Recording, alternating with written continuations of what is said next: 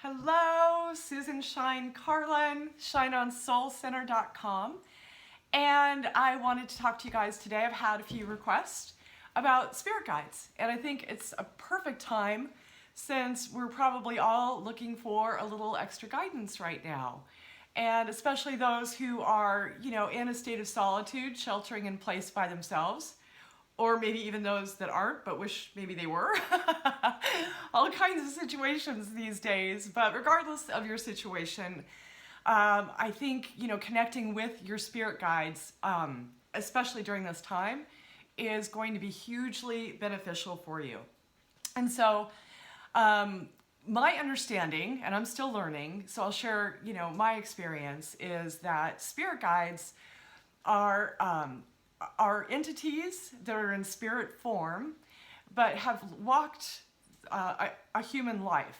And so before we come to this life that we know, we make a soul contract and map things out with our spirit guides as to what we are needing to accomplish in this life. And so my belief is, we picked our parents, we picked the unique adventures that we've all had during the course of our life as learning opportunities. And our spirit guides are very empathetic with our human condition because they were also in the human form at one point as well. And I believe we all have spirit guides and more than one. And so I hope that kind of clears up what a spirit guide is. They are yours and yours alone, and they have only your best interest at stake. Also, they don't tell you what to do. Like, you don't have to do what they tell you to do. They will suggest options for you or specific guidance, but you always have your own free will to listen or not where their advice is concerned. And I think for most of us, without knowing anything about spirit guides, they're still there. They're still working for you, whether you know them or not. So that's a beautiful thing. You can't really mess it up. And I think that a lot of their advice usually comes in the form of those nudges, those little inspired nudges that we get, those gut feelings that we have, that they speak to us through our intuition, our gut instincts. I feel like that's when they're giving me my guidance. And the first time that I became abruptly acquainted with one of my spirit guides was at a guy I was dating. I went to his house, and when I got there, this was a few years ago, and when I got there, he was in a really odd mood. He didn't seem like himself at all, and instantly he kind of seemed fighty, like he wanted to pick a fight with me, and nothing had happened. I didn't understand what was going on. And I looked across his house, and over by the front door, this entity appeared to me. It was a man, and it was kind of it wasn't like a human being completely standing there. It was more of a spirit form, if that makes sense. And he said, "We are Thai, and you need to get out of this house right now." So, okay, what? Yep, and he stood there. And so I thought, okay, either I'm losing my hoo-hoo or there's something up with this. And so I left.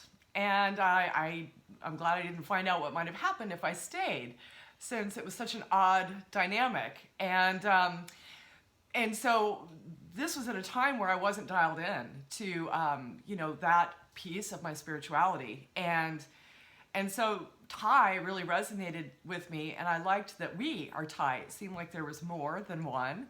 And so now through, the different studies that I've done, I set an intention to get to know my spirit guides. And, doing the psychic and especially the medium work, well, both. My spirit guides do all the connecting to the insights for me. So they're essential if you're doing the spiritual work. They're my connectors, if you will, for that. So let me Let me mention that when I was in class, in Lisa Williams' class, we spent a week just on our spirit guides. And so here's one thing I want to mention. You know, whether you, in doing these exercises, get a name or an understanding of who they are, the more you set an intention and practice, the clearer it should become for you. But just be patient with it. So meditation is key for the connection for me, and I set a daily intention to reach out and get to know them. And you know, I think just in meditation, there are guided meditations that are wonderful for this too. And I also think that just, you know, dedicating 10 to 20 minutes a day for a determined period of time, like right now might be a good time to do some extra things like this, since we have extra time, some of us, to do some creative different things. I would just have this, I think it's really important to trust and to believe, and to have respect for the process, and then just simply set the intention before you meditate, either, you know, out loud or to yourself, that you'd really like to meet your spirit guide. And then relax. Just close your eyes and see what happens. And then, you know, maybe the next day you can start asking just some really simple questions, you know, like, do you have a name? And for me, it was really cool because I could feel, it was like someone was holding my hand when this started. And, you know, I had already seen Ty and had an idea of that. But now I think I know my whole posse. And I think we all have a group of spirit guides that are there to help us and encourage us, and, you know, have our best soul purpose in mind with their guidance. And, you know, right now, I'm receiving so much comfort from my spirit guides that I wanted to share this with you. And like I said, you can't screw it up. It doesn't matter, you know, what comes through as far as like names or, you know, who they are, how many. If you just lean into it and kind of relax into it and set that intention, it should start popping up. And if you have trouble, like I said, you know, there's different guided meditations that you can find online as well to help that process. And so I have Ty is my main guy. And so what I believe is that you have like a main, I call him, you know, my guy Ty. He's my main spirit guide, okay? And he has quite the personality. He's funny. And, you know, the more I've talked to him and gotten to know him, the more I hear his guidance. He's here with me right now. He's helping me do this video. My spirit guides help me do all kinds of things, from, you know, writing to speaking to the psychic medium work, coaching, parenting, interactions with others, honestly, sometimes even which way to drive to the store. So it's really, really beautiful and valuable, and I'm so thankful that I invested some time into getting to know them. So I have Ty, he is my main guide, and then I have 4 others. So I have, and I guess it's okay to tell you out loud. Yes, okay. I have Shanwa. He is in charge of my dreams. So outside of Ty, there's a few other guides that have specific departments, roles that they play in my life for my highest good, just like you have. So Shanwa came to me, and he is the his department, if you will, is my dream life, and healing, passing on messages. I've always had really vivid dreams. A lot of psychic and mediumship things come to me in dreams, and so he's like the guardian of my dreams. And then I have Dolores. And you know, it's really cool too because they're different nationalities. It's super cool. And Dolores was kind of shy. She took the longest to come forward with her purpose for me in doing the daily meditations. And she's the director of Light. I love what she does. So that's Dolores. And Hank. Hank is a hoot. Hank is in charge of fun. I love Hank. I love them all, of course. But Hank reminds me to keep it light, to remember to schedule time to have fun for myself. He seems to have, you know, all these invitations just sort of pop up when I need them to let my hair down, to go have a great time, and fun is good. He's a constant reminder for that. And then I have Osiris, and Osiris is the master. He is like an elder guide, if you will. He's just beautiful, and he's in charge of my whole show, if you will. And so he manages really the whole program, if that makes sense.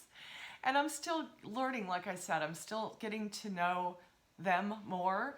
I'm getting to know all about spirit guides and how many wonderful benefits that come with listening to their voice. And the more you practice listening, the more, or excuse me, I'll make it an I statement. The more I practiced listening, especially in meditation, the more comes through for me. And so now it's more of a conversation, or if I'm just really feeling, you know, stuck about something, I can confer with them. And so they're keeping me great company right now during the sheltering in as well. And, you know, a couple years ago, I might have thought, you know, if I watched this video that they were a kook, right? But it's very real for me. It's very beautiful. It's very spiritual. And there's just so much health, healing, beauty that comes from having that connection. So I hope that helps answer some questions about spirit guides. I believe in angels as well. And I don't, as of yet, do a whole lot of angel work. However, I definitely believe in angels, and I also believe that angels are also in spirit form, but they haven't walked the earth yet. They have decided, for whatever reason, to be in that state and not have the human experience. And so they come across a little differently because they haven't walked in our shoes, so to speak. But I definitely feel like they're real. And I feel like, you know, at times like we're having right now, that they're surrounding all of us even more, and with their own way of communicating. I had a question about life guides, and, you know, I think mentors show up in our path too with the help of our spirit guides. And I think that these people who magically cross our path in human form, you know, it could be that, you know, previously, how do I put this? It could be that we've known each other from a previous life, or previous, maybe when we were in spirit form, and we're sharing the human form here together, and we're meant to cross each other's paths for the mutual betterment of both of us. So that's how I feel about life guides and mentors, and, you know, those people that just really take our life and touch it so deeply and shape it, and maybe even do that from a distance. It could be a class that you took, or a book that you read, or, you know, something that just fell in your lap right at the right moment. I think that falls into the life guide department. And then finally, there are spirit animals in my belief system, and I think what I'll do next week is talk about spirit animals and how to connect with your spirit animals, how to identify them, and sort of the messages and medicine that they bring. So I hope you guys have enjoyed this. Please drop me any questions, hit the subscribe button, and I hope you're doing as well as you can right now. Just big air hugs, lots of love, okay? Stay well, and we're going to get through this all together, all right?